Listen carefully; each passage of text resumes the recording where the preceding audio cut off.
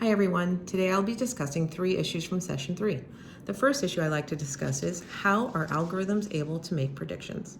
Well, one way is using cognitive biases.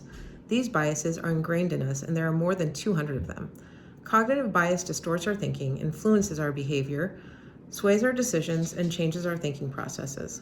I will discuss 4 of the biases, which include the confirmation bias, the illusory truth effect bias, the negativity bias, and one that we haven't discussed in class, the optimism bias. To begin, the confirmation bias is one in which we have a tendency to migrate towards information we already support or believe. For example, a political party bias. If we designate ourselves as a Republican, then we have a tendency to listen, read, follow information about this party. During the election, a data footprint was created every time we search something about our supporting party. Another bias is the illusory truth and effect bias. This states that when we see or hear the same thing over and over again, we tend to start to believe it. This even happens to us when we know better or we know the truth. This is definitely a method of brainwashing. An example of this could be seen during the pandemic. We were fed lots of information and statistics about COVID on a daily basis that led many people to believe they would die if they got sick with COVID. The more we heard or read about this, the more we believed it. A third cognitive bias is the negativity bias. This is where we tend to give more weight and attention to negative information than positive information. One example of this is when we look up an establishment or a restaurant that we want to visit. We have a tendency to look at the negative reviews more than the positive ones to help our decision process. It's also been said that people are more apt to complain than give a compliment. Finally, the last cognitive bias I'd like to talk about is a new one we haven't discussed in class, which is the optimism bias. The optimism bias says we have a tendency to believe that our life is more prone to positive things happening than negative things. This spans all aspects of our life, such as jobs, relationships, health, wealth, etc. It's like always looking at the glass full, not even half full. It also says it's someone who doesn't live in reality because their expectations are too high and they don't accept failure as an option. One example is this is if you have a job and you never save any money because you think you'll always be employed or nothing bad will happen to you that requires extra money.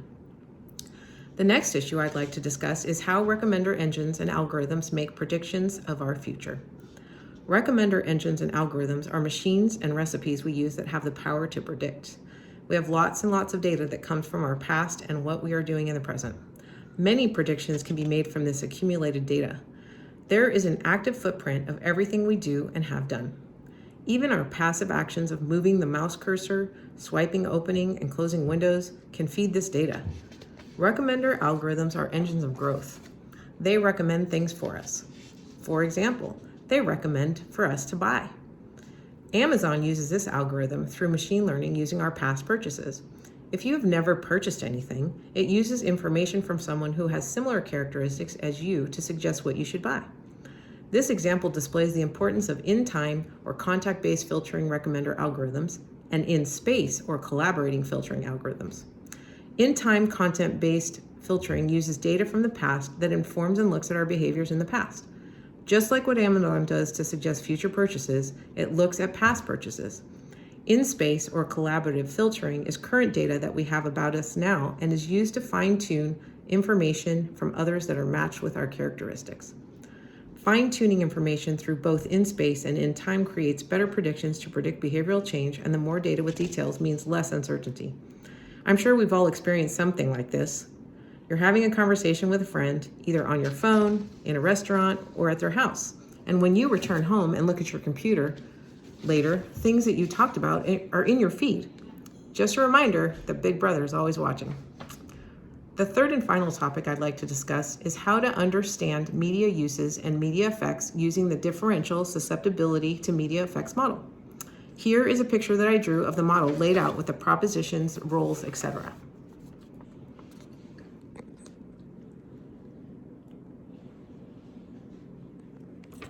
I'm sure most of you have that in your notes, but I took from our lectures, as defined in our lectures, Proposition 1 states that media effects depend on our dispositional, developmental, and social susceptibilities that define who we are. Proposition 2 states that there are 3 media response states which include cognitive, emotional, and excitative that mediate the relationship between media use and effects. Who you are affects what response state you have. Proposition 3 uses two different differential susceptibility variables that include predictors and moderators. These are also called rules. Proposition 4 states that media effects can have an effect on who you become. For example, when raising my children, we were very strict about electronic usage and social media usage. I have 3 children now, ages 25, 22, and 21. When they were younger, each of them had a different susceptibility pattern, differential. I'm going to talk about my son, who is 22 years old now. Looking at the model, as for his disposition, he was a very easygoing boy, but also had a lot of opinions. Developmentally, he was smarter than the average, and when it came to social aspects of his life, he was very introverted, and we had to encourage him to participate in groups and sports, etc. Of my 3 children, he was the one that wanted to be on his tablet or iPod the most. He preferred isolating himself instead of going on a play date with a friend. We had to set up many parameters for usage so that he would not fall into the addictive behavior pattern that we saw happening when he would use his technological devices. As parents, we had to play the role of the predictor and the moderator, predicting his behavior and moderating it so that he didn't fall into a compulsive usage of his technology. We monitored his responses as we adjusted his parameters for usage. We knew that the use caused great emotional distress because he would cry. He would get very excited and angry if we were going to take his device away. And we were seeing that his studies were suffering because he was always thinking about when he was going to be able to play his video game or be on his device again. Thankfully, because of the intervention and parameters that we placed on our son, today he manages being on social media and technology very well, to the extent that if or when he uses these things, he is able to be mindful. And as Professor Hilbert used the acronym STOP, he can stop, take a breath, observe, and then decide if he wants to proceed. Well, where do we go from here? As Professor Hilbert said in many of our sessions already, technology is neither good nor bad nor neutral. Technology can be used for good or it can be used for bad, which is a definition of social constructivism. Each of us on an individual level need to take responsibility for the part that we play in this technological revolution. Some people put blinders on and believe that if they don't participate or partake in any of the technology, that it will just go away. There are others that believe that artificial intelligence, under the wrong governance, can create a lot of problems for our world. Taking this class for me and educating myself has already benefited me in so many ways to understand better what really is happening in the technological revolution. I believe education reduces anxiety, reduces uncertainty, and helps make softer landings when there are mistakes that need to be ironed out. Thanks for your time.